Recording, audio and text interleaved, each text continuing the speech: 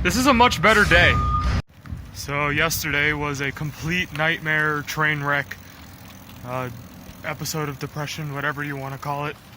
My videos weren't rendering.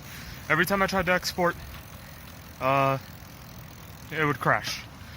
And I only found out this morning that it was my overclock profile. So I had it at 4.7 gigahertz at 1.3 volts, my 5820K, and it was running stable, but I completely forgot that I had never actually tested the overclock and rendering.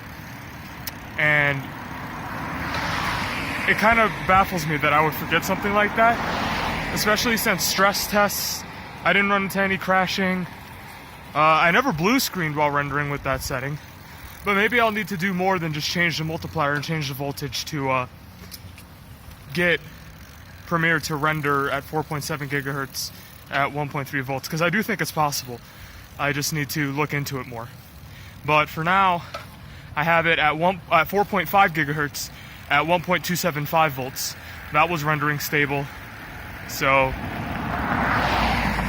hopefully hopefully I'll be able to go back up to 4.7 and then I can render stable, but I'm gonna have to look at that tonight.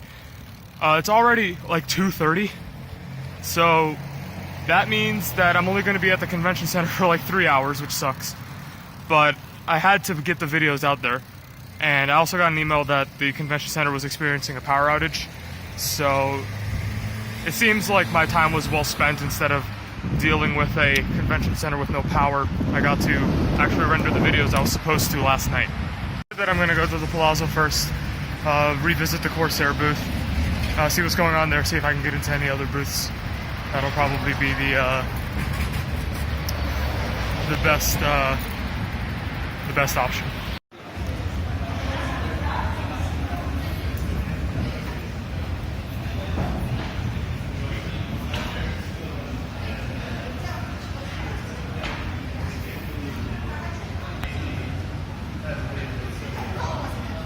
So it's been about 3 hours. It's dark. I literally spent my entire day at the Corsair booth. So hopefully I was thorough enough to make a few videos out of what they're offering. Not gonna lie, tonight is pay night. None of it goes, some of it goes to bills, but I have enough that I think I'm just gonna get an H150i Pro tonight, because after the nightmare that I've had with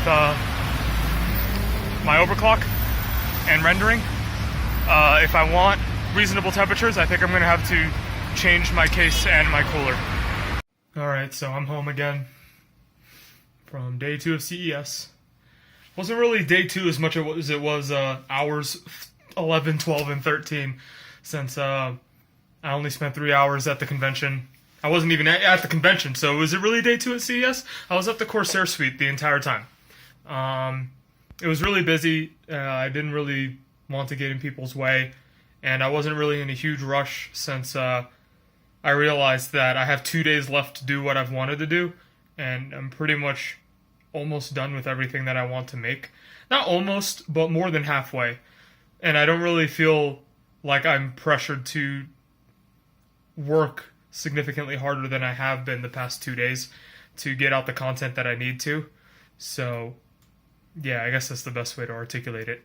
The Corsair booth was really nice. Everyone was really friendly. I got to meet some people. I had a guy for Modders Inc. give me an SD card, which was really nice of him, because I left my SD card plugged into my computer in an adapter. I even see it. It's still there, so I forgot to bring that.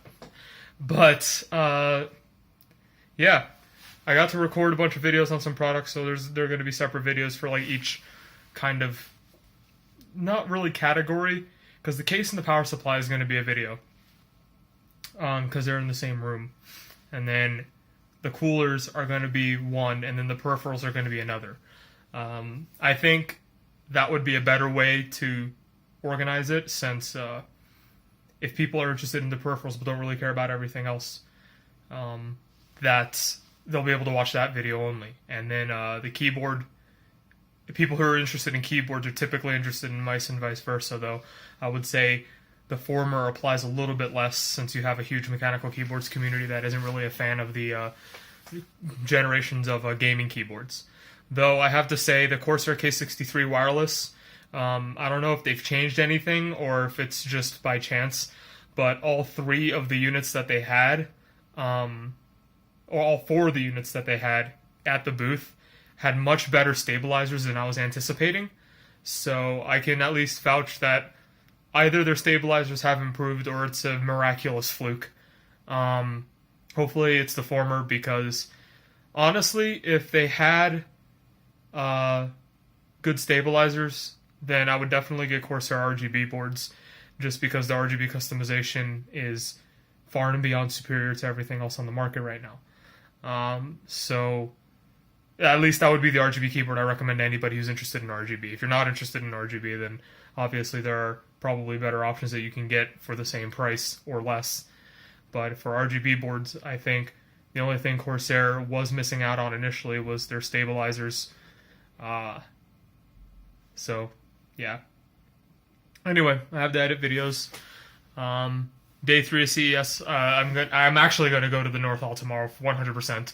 And I'm not going to be there at 3 p.m. like I was today. I'm going to be there at 8 a.m., 10 a.m. I don't know when they open, but I'll be there. I'll look it up right after this, and then I'll know when to go as soon as I can tomorrow. So, thank you for watching this Day 2 vlog. It was probably significantly shorter than Day 1 vlog, but I'll see you in the next video.